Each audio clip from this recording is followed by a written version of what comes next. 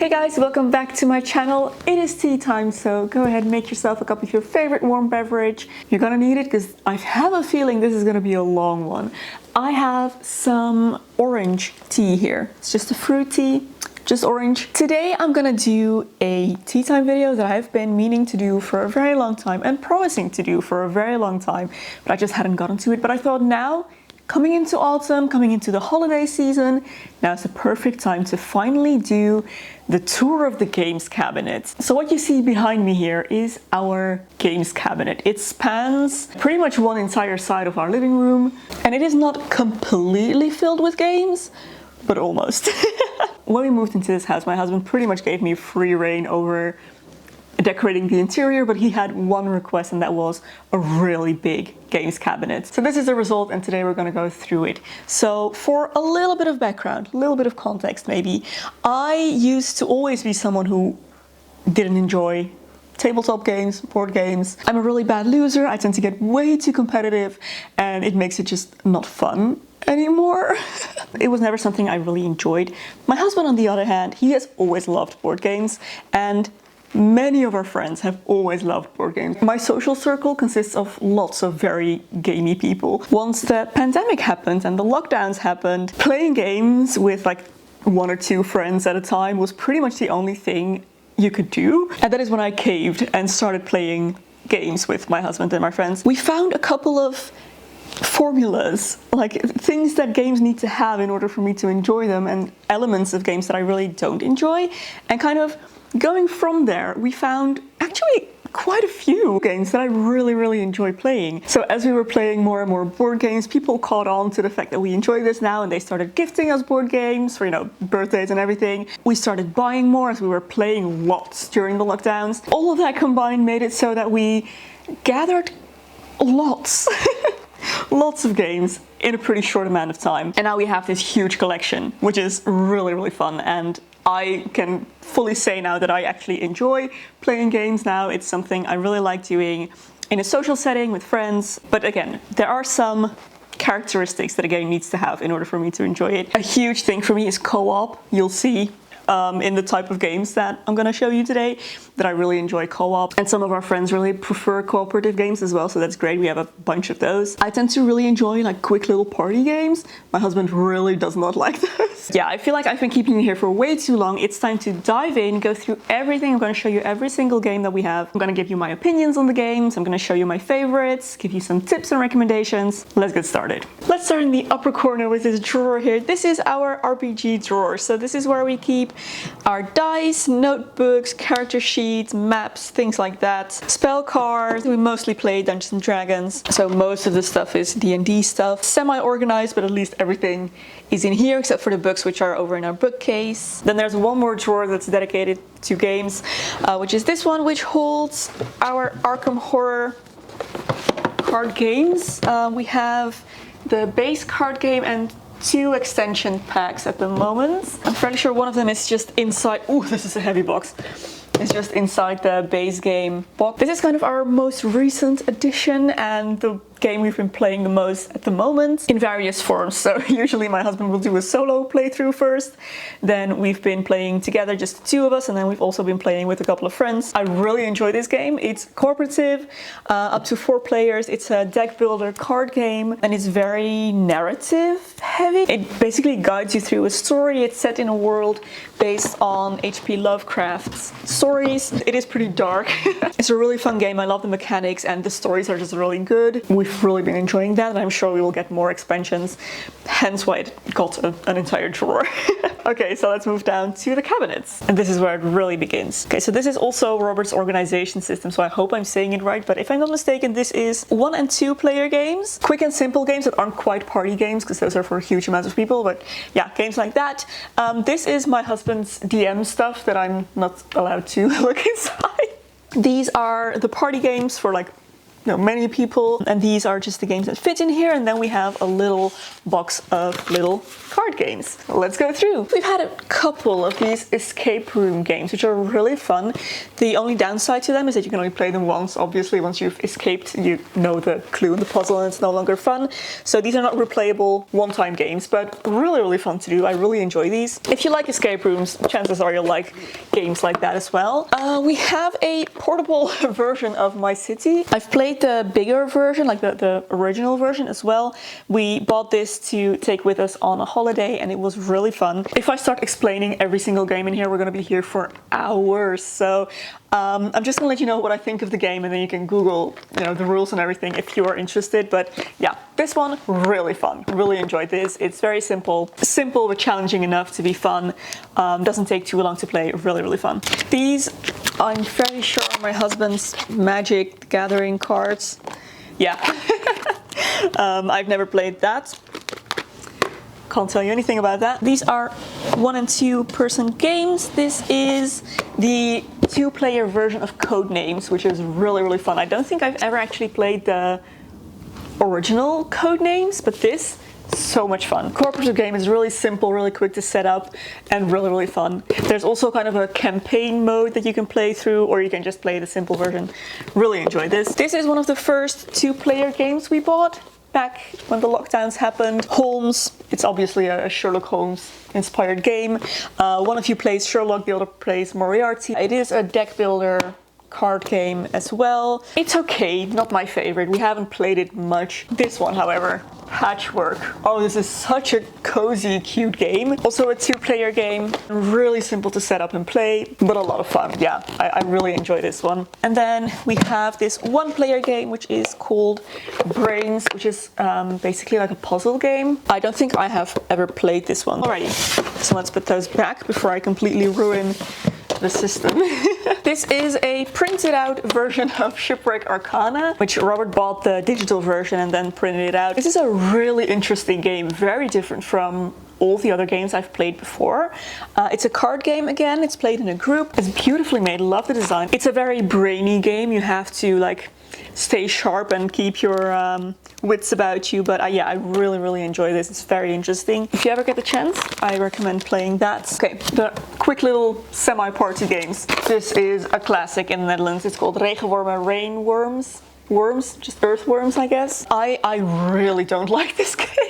This is not for me. It's one of those competitive games where you actively work against each other and try to ruin other people's games, and then nope, not for me, this one. Then we have, Exploding Kittens, of course, a classic, always fun. This is quick and fun and low stakes enough that I don't mind that it's a bit competitive in that way. We have Munchkin, which I've never played, but my husband and some of our friends really like it. It's a bit long for me. Then we have Clever, which I'm fairly sure has a different name in other countries. That's the case with most of these. We have lots of games by German game designers, and I think they all have different names in different languages, but yeah, anyways. Clever. This is a dice game where you roll dice and then you have to fill out little squares. I really enjoy this. I can play this just for hours straight. Simple, snappy, quick, very enjoyable. One of my favorites. Keer op keer. I'm gonna look up what this one is called internationally. The English title of this is Encore. Very similar actually to this one. Again, you roll dice, you have to cross off things on your little paper, and then the person who does it best wins the game. I really enjoy this type of game, so this also is one of my favorites. Another one of my favorites, The Crew. Well, let me just check if it's called if it's called that internationally as well. Yeah, it is called The Crew. Okay. Really, really great. This is a card game. It's actually a very simple card game. The cards themselves are just a basic deck of cards with, of course, a different design. You play a pretty simple game of cards, but you're not allowed to speak during it. It's a cooperative game as well, and you have to kind of find a way to work together without talking, and it's really, really fun. Played through this completely several times. This is a deep space one, and there's a deep sea edition as well, which is really fun too. So yeah, highly recommend this. I'm trying not to explain the games, but then I'm explaining the games after all. Oh well. Okay, next shelf. Party games. Confetti. This is horrendous. This We got this when we purchased one of those like mystery game packs. This is one of those games where you have to look for certain images really quickly on a bunch of cards that are on the table. I think the target audience is maybe not entirely of our age, not our favorite. This, however, oh gosh, Hitster. We have 2 editions of this. Let's see, what is it called internationally? Although it might just be Hitster. It is just called Hitster. Okay, love this. Love this. This is right up my alley. So it comes with a bunch of these little cards that have just a QR code. There's an app that comes with it. You scan the QR code, it connects to your Spotify and it plays a song, and then you have to guess, of course, the title and the artist, but mostly the year in which the song came out, and the goal is to put them in the right order. So you get a bunch of these cards, a bunch of these songs, and you have to put them in the right order. So the year of the song is a big number. It is one of my personal favorites. This is the original version.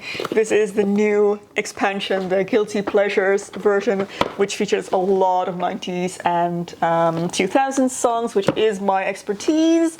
So even more fun. Yeah, love this.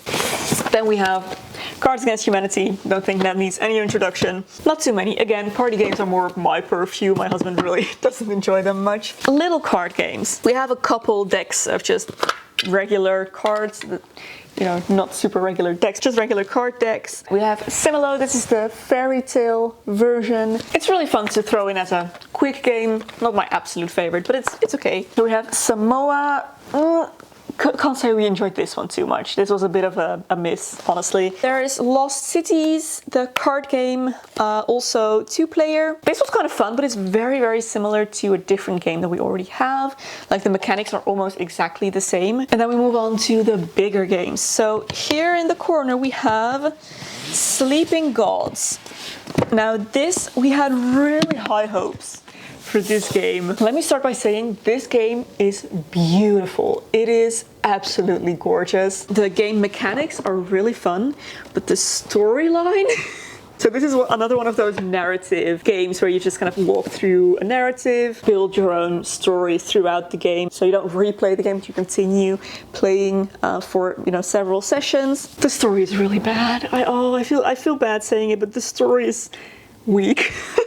It's just, yeah, compared to Arkham Horror, which is fantastic, this is just... I think part of it is really horrendous translation as well. This is the Dutch version and it's translated from English, I think, and the translations are just horrible, which does add to the kind of silliness of it, I guess. You were hoping for more from this game, if I'm completely honest, although it's definitely not bad. Speaking of beautiful games, Everdell. Oh, this is potentially the most gorgeous game we have.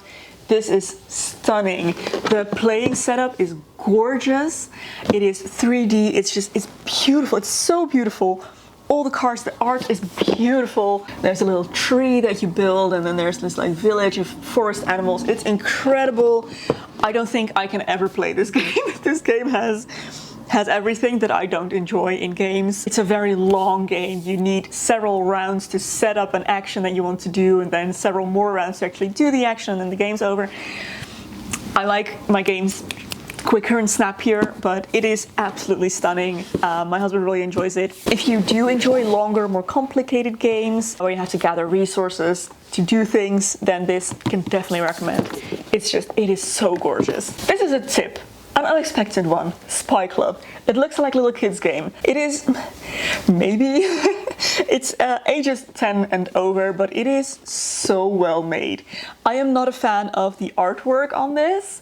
It's very much not my style, but the game itself is so good and so original and so different from anything else I've ever played. There are all kinds of mechanics in place in this game that make every single game completely different. You basically get a different set of rules for every game in it, but it is done so well and it is so much fun. I can honestly highly recommend this, and looking at it now, I think we need to play another round of this very soon. We have the Wicked to the Core edition of Villainous. It's interesting, not my favorite, personally. So this is Forbidden Island. We recently played this for the first time. We were gifted this a while back, recently played it for the first time.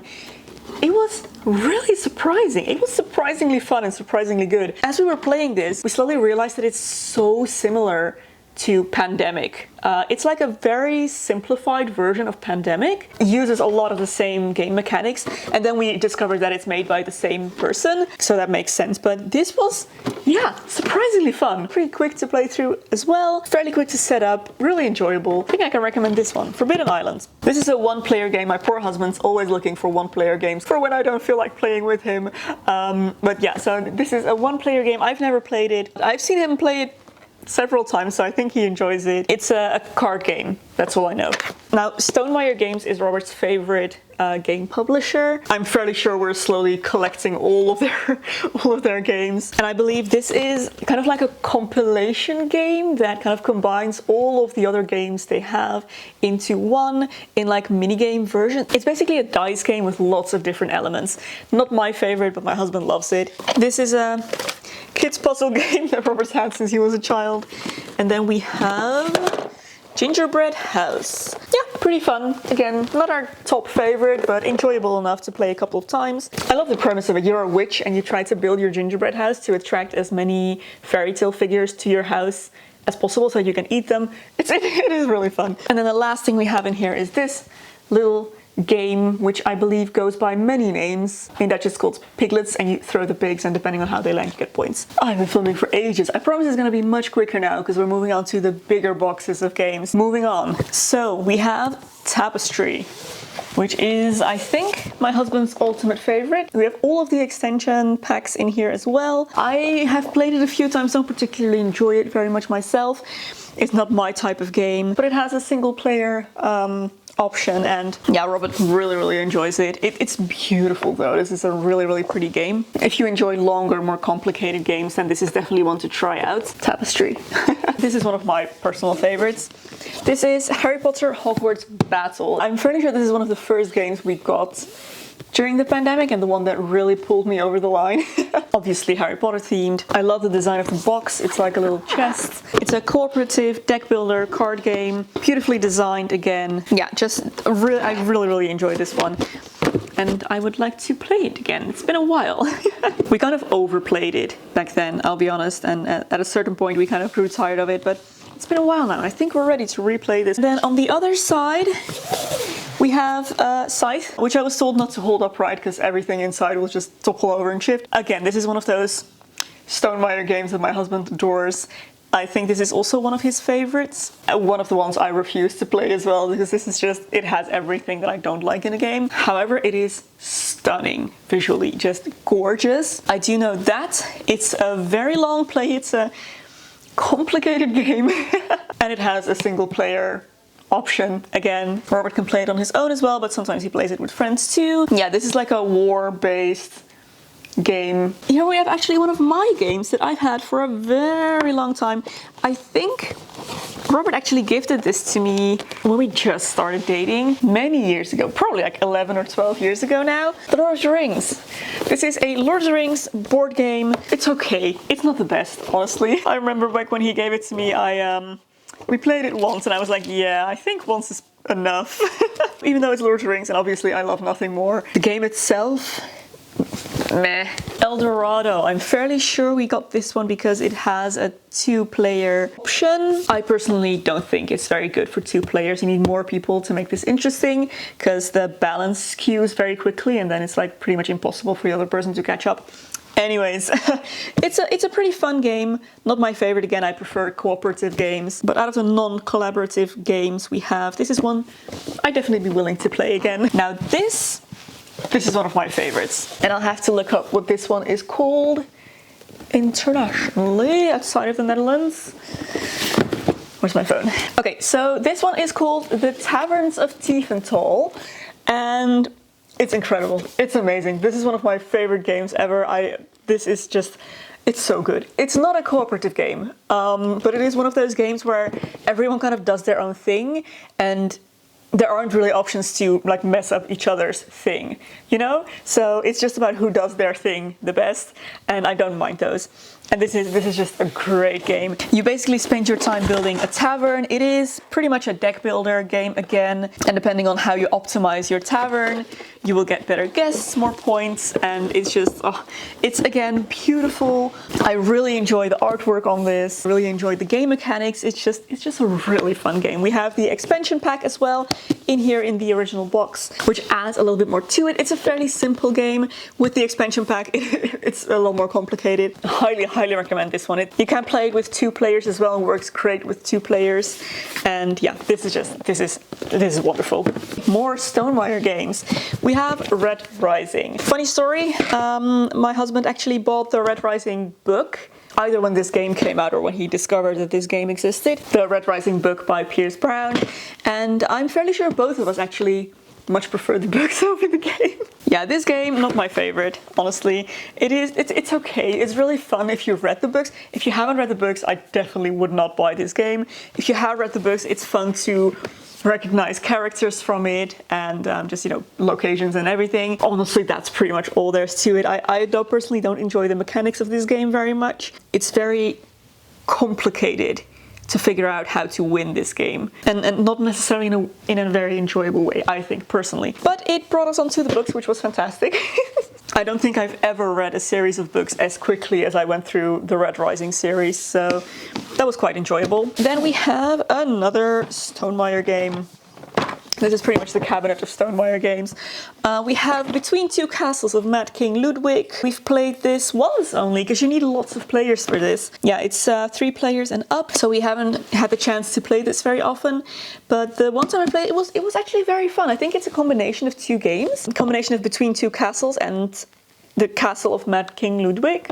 It was really enjoyable, and I would like to play that again. So hopefully we'll get the chance someday. Okay, then we have Celtis, which is a game that I was gifted for obvious reasons. This is the game that is very similar to Lost Cities, kind of built on the same premise. It is very simple.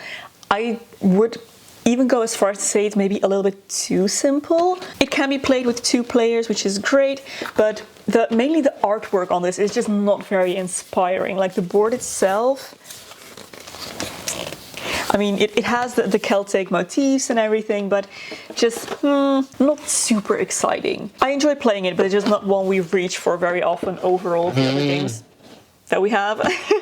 The Legends of Andor, which I bought for Robert, I think, as a gift, and I was hoping. There are so many expansion packs for this game. It's a bit of a campaign game again, so you play through it and then it's not very replayable, pretty story-based as well. And even though I really enjoyed it, it wasn't as big of a hit as I had hoped initially. So yeah, I did really enjoy it though. I would like to play it again. It was challenging. It's a long game. Like, this is a evening filling game. So who knows, maybe one day we will get another version of this and play again. And then the last game we have in here is a classic, again, Ticket to Ride. We have the Europe version. I think most people are probably familiar with this one. It's a very popular game. Alrighty, next cabinet is where we keep the legacy games. If you're not familiar with the concept, legacy games are like games that you only play through once. So it's usually like a campaign form. Every time you finish a game, the game changes and you move on to the next stage and you can't replay it. Usually there are elements that need to be destroyed, choices to be made that completely change the trajectory of the game. And yeah, basically it's just meant to be played through once in its entirety, and then you have to throw the game away pretty much, or you end up sometimes with a playable last version. These are the ones we currently have. I think we had Machikoro as well, but we must have gotten rid of that one. We didn't enjoy that one very much. Lords of Waterdeep, a Dungeons and Dragons board game, which is not a legacy game. It fit in here.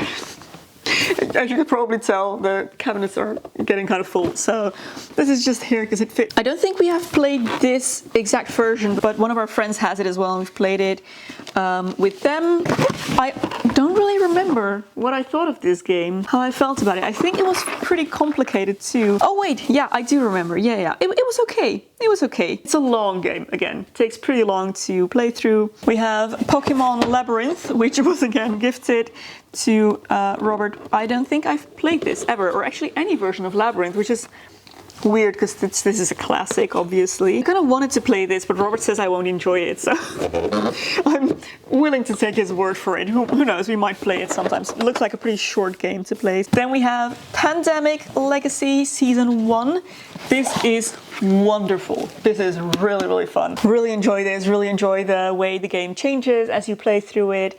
And yeah, just the whole legacy aspect of this is wonderful. It's really, really good, and I can highly recommend this. If you are looking for a legacy game, this might be a great place to start. I can't wait to play this again, but we are actually finally playing again later this week with the friends that we started this with way back in the pandemic. Seafall here, which is stunning. I decided not to be a part of this because I felt like I wouldn't enjoy this game. So Robert started playing this with a bunch of friends before actually the pandemic hit. And then some of them moved to a different country, some of them had babies, and I don't think we're ever gonna finish this game, which is a shame.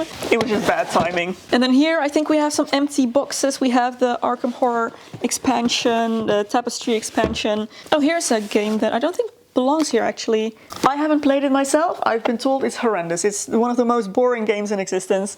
Sorry if you really enjoy this, more power to you, but it basically you have to choose a pope and it's just really, really boring. I don't know, I haven't played it myself, but haven't heard the best things about that one. So what do we have? Oh, we have one little Trivial Pursuit Harry Potter edition. No one ever wants to play it with me, which makes me sad, but I really enjoy it. And then we have Gloomhaven, which I'm not gonna pull out because it's 10 kilograms. But you can see it down there. Also more of a campaign-based game. I wouldn't call this a legacy game, but it's yeah, very campaign-based, very story-based again. We really thought, both my husband and I really thought I would enjoy this a lot. I could not get into this game. I've tried playing many times, it just doesn't do it for me. For some reason, I just really don't enjoy the mechanics. It takes forever to set up. Yeah, then it takes a lot of time to play through it as well.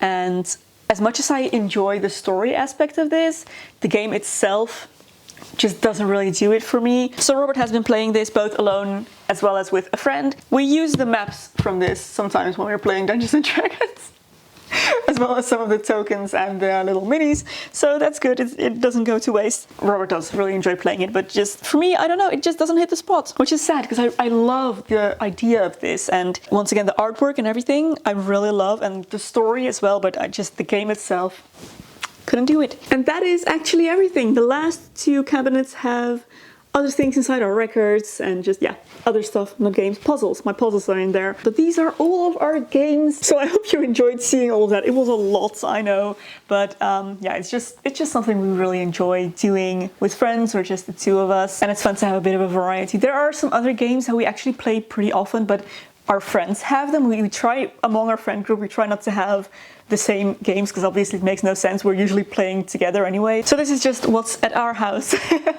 at the moment. So I hope you enjoyed seeing this, guys. I would love to know what your favorite tabletop game is, or maybe your favorite kind of tabletop game, if you've played any of the ones that are my favorites. And yeah, thank you so much for being here. I know this is probably one of those videos that no one's gonna watch.